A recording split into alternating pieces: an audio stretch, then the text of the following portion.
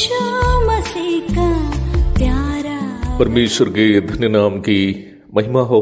प्रभात मनन के सत्र 1550 में आप सभी का बहुत ही विनम्रता के साथ स्वागत करता हूं। आइए आज का मनन के लिए हम पढ़ते हैं तीमुथियुस को भेजी गई दूसरी पत्री अध्याय 3 पद 10। परंतु तूने उपदेश, चाल चलन, मनसा, विश्वास, सहनशीलता, प्रेम, धीरज और सताए जाने और दुख उठाने में मेरा साथ दिया।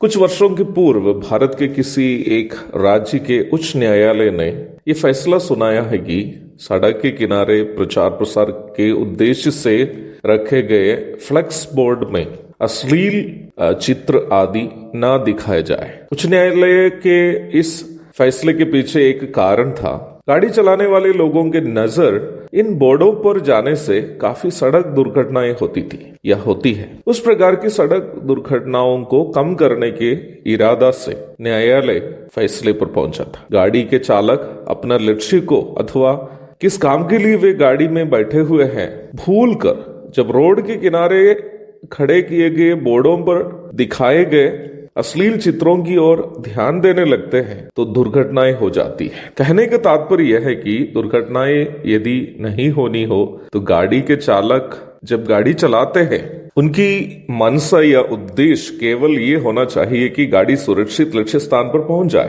प्रारंभ में पढ़ी गई पद में दी गई सूची में प्रेरित पौलुस के द्वारा दिखाए गए नमूनाओं में चौथा स्थान पर मनसा है। मनसा शब्द कोई भी कार्य करने के लिए किसी की प्रेरणा करने वाली उनकी गहरी इच्छा को दर्शाता है। कोई भी कार्य जो हम करते हैं अच्छा से समर्पित होकर करने के लिए हमें उस कार्य करने की गहरी इच्छा होनी चाहिए। ऐसी गहरी इच्छा को अंग्रेजी में पैशन भी कहते हैं। जो तीव्र इच्छा से कोई कार्य करता है उस कार्य की सफलता के लिए यह हद तक नुकसान भी सह लेता है। पौलुस के लिए सुसमाचार प्रचार की सेवा कोई नौकरी या टाइम पास नहीं था या एक्स्ट्रा टाइम में करने वाला कोई कार्य नहीं था। पहला कुरिन्थी 9 की 22 एवं 23 पदों में पौलुस इस प्रकार कहते हुए हम पढ़ते हैं, मैं निर्बलों के लिए निर्बल सा बना कि निर्बलों को खींच लाओ। मैं सब मनुष्यों के लिए सब कुछ बना कि किसी न किसी रीति से कई एक का उद्धार कराओ। मैं ये सब कुछ सुसमाचार के लिए करता हूँ कि औरों के साथ उसका भागी हो जाऊं। प्रेरित पौलुस इतना नहीं कि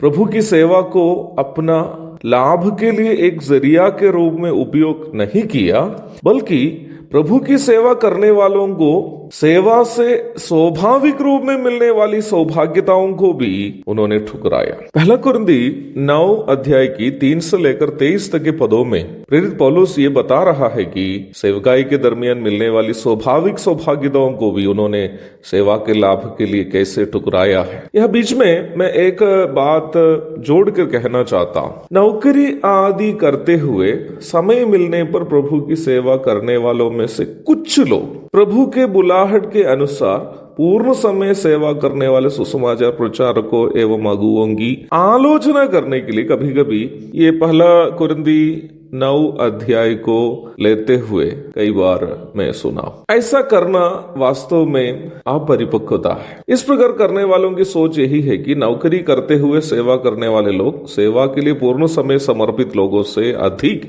श्रेष्ठ है। मैं यहाँ ये कहने नहीं जा रहा हूँ कि अधिक कौन श्रेष्ठ है, उसकी फैसला प्रभु ही करे, परंतु निम्न भाग को उठाकर ये कहना कि नौकरी के साथ सेवा करना अधिक महानतम कार्य है अपरिपक्वता है। मैं इसलिए ऐसे कह रहा हूं कि वर्तमान में नौकरी करने वाले विश्वासी लोग अपने लिए और अपने परिवारजनों के लिए ही नौकरी करते हैं और उसमें से कुछ समय मिलने पर वे लोग सेवा करने के लिए खर्च करते हैं या उसमें से पैसे बच जाते हैं तो सेवा के लिए देते हैं।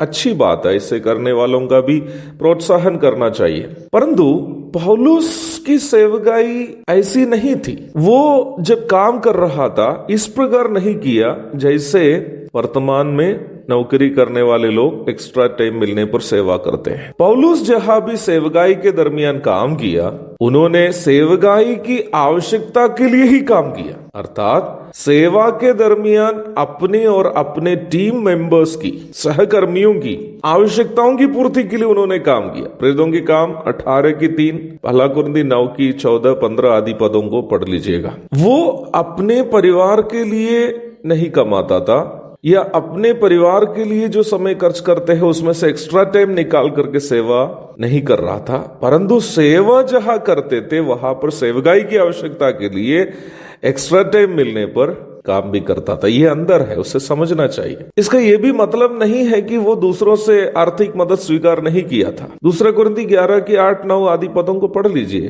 पौलुस की मनसा यही थी कि खुद कमा कर हो या दूसरे विश्वासियों से लेते हुए भी क्यों ना हो, प्रभु की सेवा जारी रखनी है। पौलुस का जीवन पूर्ण था, सेवा के लिए समर्पित था। उनके जीवन में प्रभु की सेवा के अलावा दूसरा कोई उद्देश्य ही नहीं था। जंजीरों से बंधी हुई स्थिति में रोमी राजा अग्रिपा के दरबार में खड़े रहते समय सेवा के प्रति पौलुस की तीव्र भावना को देखकर राजा अग्रिपा पौलुस को पागल कहता है। उस समय पौलुस राजा से इस प्रकार कहता है, परमेश्वर से मेरी प्रार्थना है कि क्या थोड़े में क्या बहुत में केवल तू ही नहीं परंतु जितने लोग आज मेरी सुनते हैं इन बंधनों को छोड़ वे मेरे समान हो जाए। प्रेरित 26 अध्याय पद 29। पौलुस का कहना राजा से यह था कि इतने लोग उनको सुनते हैं, सब कोई इस जेल के जंजीर को छोड़कर बाकी सब बातों में पौलुस के समान हो जाए ताकि वो प्रभु के पीछे चले। सेवा के प्रति पौलुस की ये मनसा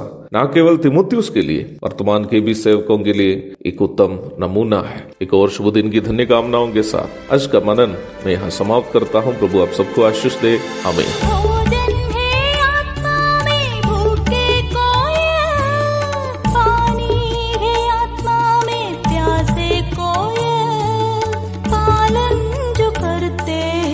उसके लिए आशीष पाने का